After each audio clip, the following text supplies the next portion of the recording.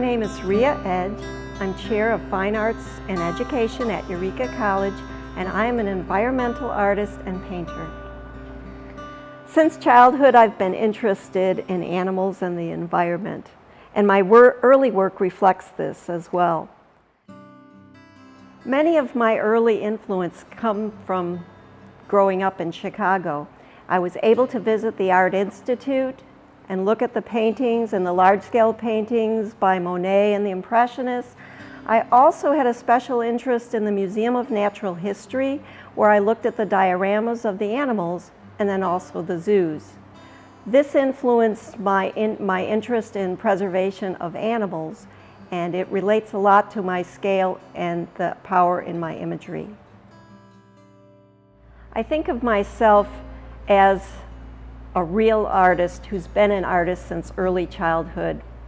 I've had the same convictions and the same interests, though I've tried a lot of different media and a lot of different directions for the work. The studio is a private world. The thoughts and emotions and struggles and plans and labor that the artist goes through may not be known to the larger community.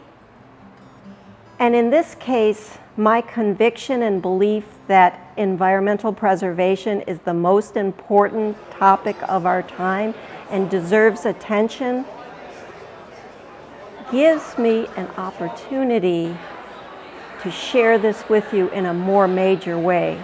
I've spent my life invested in these subjects, and now I'd like to offer them back and really open my heart and my mind to you and share with the community everything that this has been about for many years.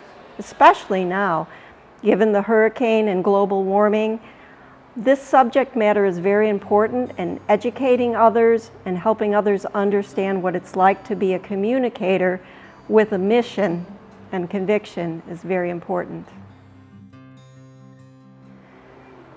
This work is about my travels to the tropics with my companion Dale Birkenholtz.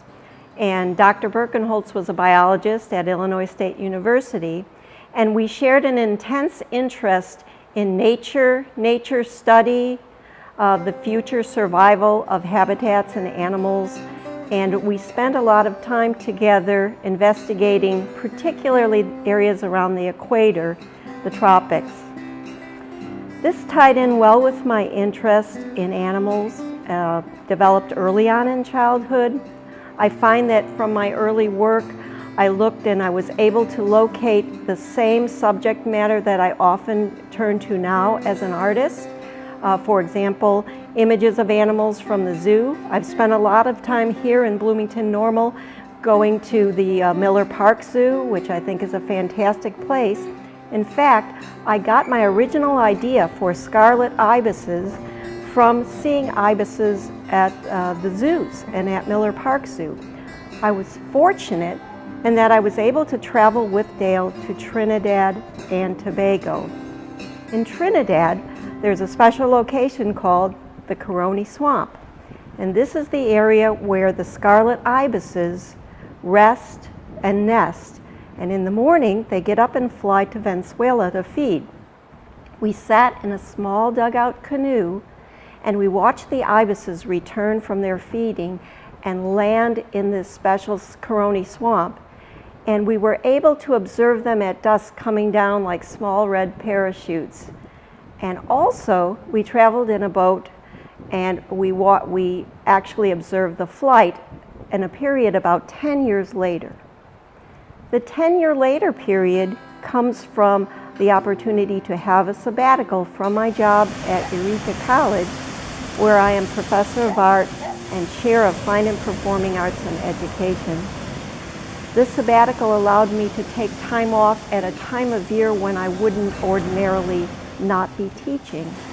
So I was able to go to not only the Caroni Swamp again and visit it 10 years later, but I also was able to observe the turtles, which are leatherback turtles, on the beach at Grand Riviere. Grand Riviere is a location that is known for leatherback turtle nesting sites.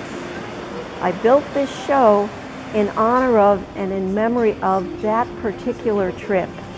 where Dale and I went in the evening and we looked for leatherbacks nesting, or rather leatherbacks laying their eggs particularly, in the dark. And we made films, we photographed, and made some very strong memories in relationship with these magnificent animals. The most important thing when I construct a painting is that I'm being true to the experience that I had. And I find that its memory and its impact is lingering, and it reoccurs and returns to me. It's important to me to work on a large scale, but because my subject matter is the fragility of nature and the power and the importance and significance of its preservation. Working on a large scale means creating an environment for the viewer that is planned to intentionally draw them into an experience of their own that's similar to the one that I had. My colors are bright in some cases.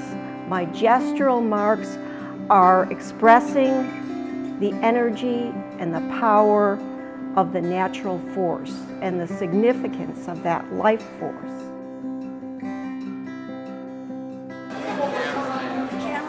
How you doing? Well, we're pretty good.